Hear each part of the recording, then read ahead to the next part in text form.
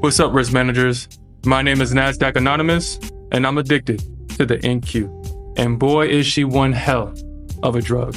And welcome to tonight's NA meeting, where we'll discuss the economic data for the week, analyze today's session, and from that, build a winning game plan for tomorrow's price action. And if you haven't done so already, you can show your support by subscribing to the channel. And with that said, let's jump into the charts now. This is tomorrow's data. And be mindful that all times are in Central Time. And we have a small block of news scheduled for tomorrow, so let's jump into it. 30, we have some housing news. At 12:10, we have Fed Schmid speaking. And finally, at 3:30, we have some crude news. And now that we know what to expect, let's jump into the charts and create a game plan for tomorrow's price action. This is the block of price action that we traded during today's stream. And today was definitely a range day. And as I analyze the charts, I see a couple clues that's going to be essential for helping us find the best trades going into tomorrow's stream. So let's jump into it.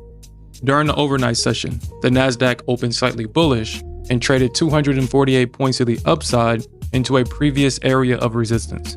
However, once the bulls failed to rotate price higher, the bears stepped in and price sold off 134 points to the downside and price trading in a bearish range going into the close of the session.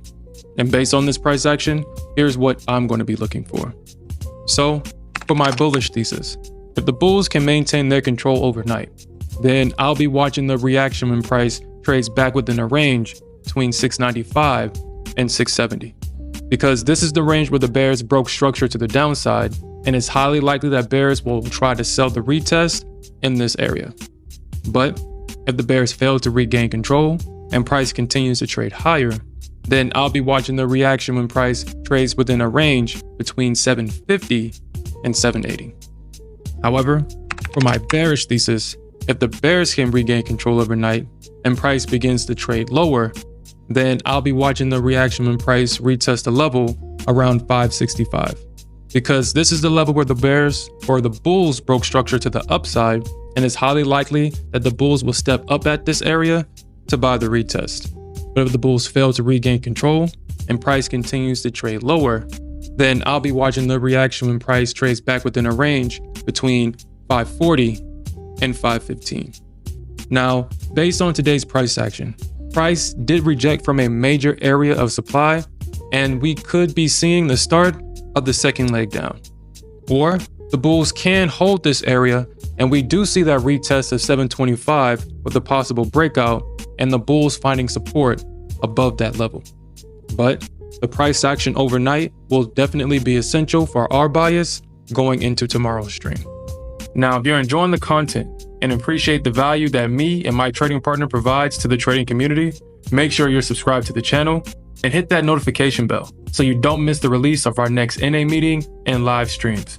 And with that said, let's jump into an ES chart. This is an ES chart, and this is the block of price action that we traded during today's stream. And during the overnight session, the E-mini S&P opened slightly bullish and traded 47 points to the upside into a previous area of resistance. However, once the bulls failed to rotate price higher, the bears stepped in and price sold off 25 points to the downside, and price began trading in a bullish range going into the close of the session. And based on this price action, this is what I'm going to be looking for. So, just like the NQ, the ES opened with a strong bullish move to the upside.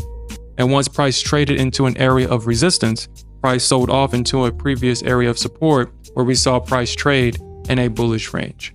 So, for my bullish thesis, if the bulls can maintain their control overnight, then I'll be watching the reaction when price retests the level at 928. Because this is the level where the bears broke structure to the downside, and I do expect for passive sell orders to be resting in this area to sell the retest. But if the bears fail to regain control and price continues to trade higher, then I'll be watching the reaction when price retests yesterday's higher day at 933. However, for my bearish thesis, if the bears can regain their control overnight and price begins to trade lower, then I'll be watching the reaction when price retests the level at 908. Because this is the level where the bears or the bulls found support and bounce towards the end of yesterday's session. So I do expect for passive buy orders to be resting in this area to buy the retest. But if the bulls fail to regain control and price continues to trade lower, then I'll be watching the reaction when price trades back within a range between 900 and 895. Now, for those that found themselves on the wrong side of the market today, I know personally how discouraging that can make you feel. But remember, every trader has been in the same situation, and what separates a profitable trader from the rest is that they use these experiences to refine their strategy and keep moving forward. But I'll be monitoring both markets overnight to identify the best trades as we go into tomorrow's stream. And in summary, both markets had a bullish recovery from the massive sell-off that we saw from last Friday's session. Both markets traded into a previous area of resistance and price sold off. And finally, both markets traded in a range until the close of the session. And that's all I have for tonight, risk managers. And you can watch us trade these concepts live by clicking this video. We'll see you there.